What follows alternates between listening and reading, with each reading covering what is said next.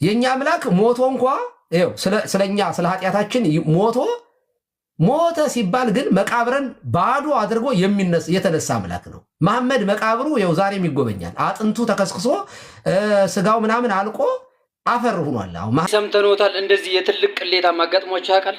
በእድሜው ልክ የማያስብ የሆነ የተዋረደ ዝቅ ያለ ሰው የቀነጨረ ቅንጭላት ያለው የሆነ በእድሜው ልክ ማሰብ ያለበት የሆነ ከእድሜው በታች የሚያስብ ሰው አጋጥሟቸው ያውቃል። መጀመሪያ ከመለፍለፍህ በፊት ለዚህ ቪዲዮ ምላሽ ስጥ። ኢየሱስ አብ አይደለም ኢየሱስ አብ ነው ካላችሁ ጥያቄ ለእናንተ። አንደኛ ማቴዎስ 27:46 ላይ እንደዚህ ይላል፣ በ9 ሰዓትም ኢየሱስ ኤሎሄ ኤሎሄ ላማ ሰበቅታኒ ብሎ በታላቅ ድምፅ ጮኸ። ይህም አምላኬ አምላኬ ስለምን ተውከኝ ማለት ነው። እዚህ ጋር ኢየሱስ አብ ከሆነ ማንን ነው አምላኬ አምላኬ ስለምን ተውከኝ እያለ ያለው? በደንብ ልድገምልህና ከማውራተ በፊት እነዚህን ቪዲዮ መልሰህ እኛ ጋር ትመጣለህ። ከዛ በደንብ እናወራለን። በቀጣይ ቪዲዮ መመለስለታለሁ። በደንብ ነው የምመለስለት። በቀኝ እስከሚል ድረስ ነው የምገርፈው፣ በማስረጃና በመረጃ ማለት ነው። በቀኝ እስከሚል ድረስ እገርፈዋለሁ ይሄን ሰውዬ ጉዱን አውጥቼ ነው የማሳየው ማለት ነው፣ በመረጃና በማስረጃ። ለአሁን ግን መጀመሪያ ምላሹን ይመልስ። የልጆቹን መልስ ይመልሱ መጀመሪያ። አባ ጂዞስ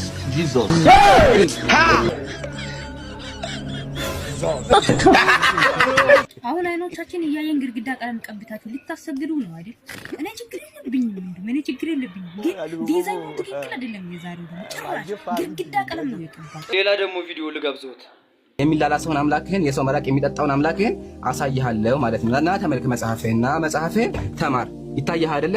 በዚያን ጊዜ ፍርሃትን መጽሐፍ ነው በደንብ ተመልከት። በዛን ጊዜ ፍርሃትና መንቀጥቀጥ ያዘኝ፣ እንደ ሰም ቀለጥኩኝ። እንም ብሎ አፌን ሳመኝ አለ። የወንድ አፍ የሚስም ቃሉን አልናገረውም፣ ይከብዳል። እኔ አሁን አስባችሁታል። አሁን አንድ ቃል ብናገር የሆነ ክብር አለኝ ክርስቲያን ወገኖቻችን ስለማከብራችሁ ቃሉን አልተጠቀሙም። ግን ታውቃላችሁ ወንድ ለወንድ የሚሳሳመው አይደለ? ያንን የሚያደርገው ማን ነው? የእፎይ አምላክ የክርስቲያኖች ያው ተመከቱ። ይሄንንም ብሎ አፌን ሳመኝ ያለ ጎረምሳዎችን ያው እንደሚስማቸው ማስረጃ ቀረብን። አሁን እኛ ቃላትን ብንጠቀም ፎቶ ማመጣ ወንድ ፎቶ ባሳያችሁ እኔ ፎቶ አመጣ ምናምን ለማለት ነው። እኔ ግን እንዳንተ አልወርድም። አንተ ስለዘቀጥክ አልወርድም፣ ግን መጽሐፍህን አስተምርሃለሁ። ዘቀጥክ ብዬ ክብሬን አላዘቅጠውም ማለት ነው። ይሄ ነው አምላክ። የወንድ ምላስ የሚጠባ አምላክ ነው ያለ። ልጨምርልህ፣ ያው የወንድ ቂጥ ራሱ ይስማል። አሳየ ማስረጃ። ለቃሉ ይቅርታ፣ ግን መጽሐፉን የሚለው ተመከቱ። ገድለ ዘርአ ብሩክ። ይሄንንም ብሎ ጌታችን ከመንበሩ ከዙፋኑ ተነስቶ አፉን እግሩ መላ አካላቱን የወንድ መላ አካል ይስማል። ይሄ ነው አምላክ። ይሄ ነው ያንተ አምላክ። መጽሐፍን ተማር በደንብ። ጌታን ትቀበል ዘንድ እጠራሃለሁ። አመሰግናለሁ። ምን ማመን እንዳለብኝ ልታብራራልኝ ትችላለህ?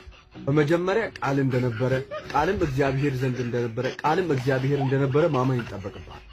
ቃልም እግዚአብሔር ከነበረ ቃል